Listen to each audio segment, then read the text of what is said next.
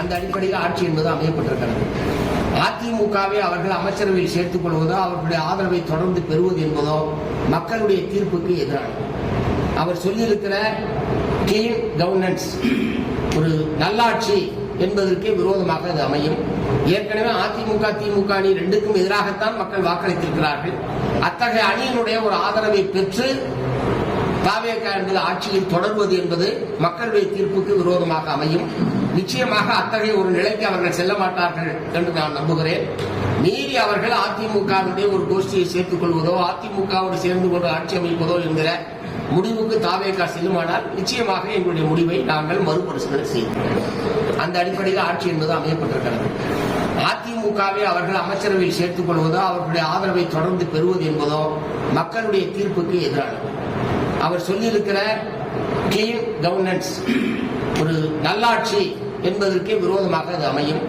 ஏற்கனவே அதிமுக திமுக அணி ரெண்டுக்கும் எதிராகத்தான் மக்கள் வாக்களித்திருக்கிறார்கள். அத்தகைய அணியினுடைய ஒரு ஆதரவை பெற்று தாவேகா என்பது ஆட்சியில் தொடர்வது என்பது மக்களுடைய தீர்ப்புக்கு விரோதமாக அமையும். நிச்சயமாக அத்தகைய ஒரு நிலைக்கு அவர்கள் செல்ல மாட்டார்கள் என்று நான் நம்புகிறேன். மீறி அவர்கள் அதிமுகவுடைய ஒரு கோஷ்டியை சேர்த்துக் கொள்வதோ அதிமுகவோடு சேர்ந்து கொண்டு ஆட்சி அமைப்பதோ என்கிற முடிவுக்கு தாவேகா செல்லுமானால் நிச்சயமாக எங்களுடைய முடிவை நாங்கள் மறுபரிசீலனை செய்வோம். அந்த அடிப்படையில் ஆட்சி என்பது அமையப்பட்டிருக்கிறது. அதிமுகவை அவர்கள் அமைச்சரவையில் சேர்த்துக் கொள்வதோ அவர்களுடைய ஆதரவை தொடர்ந்து பெறுவது என்பதோ மக்களுடைய தீர்ப்புக்கு எதிரானது. அவர் சொல்லியிருக்கிற கிளீன் கவர்னன்ஸ், ஒரு நல்லாட்சி என்பதற்கே விரோதமாக அது அமையும். ஏற்கனவே அதிமுக திமுக அணி ரெண்டுக்கும் எதிராகத்தான் மக்கள் வாக்களித்திருக்கிறார்கள்.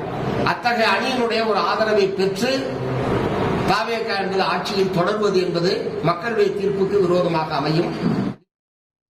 தாவேகாவுக்கு மார்க்சிஸ்ட் கம்யூனிஸ்ட் எச்சரிக்கை விடுத்திருக்கிறது. தொடர்பான செய்தியாளர் சந்திப்பில் சிபிஎம் மாநில செயலாளர் சண்முகம் பேசிய காட்சிகளை தான் நாம பார்த்தோம். இனி செல்லும் இடமெல்லாம் செய்தி. தந்தை டிவியின் வாட்ஸ்அப் சேனலை ஃபாலோ பண்ணினா செல்ல இருக்கும் இடமெல்லாம் செய்தி. இதோ QR கோட் இப்பவே ஸ்கேன் பண்ணுங்க, ஃபாலோ பண்ணுங்க.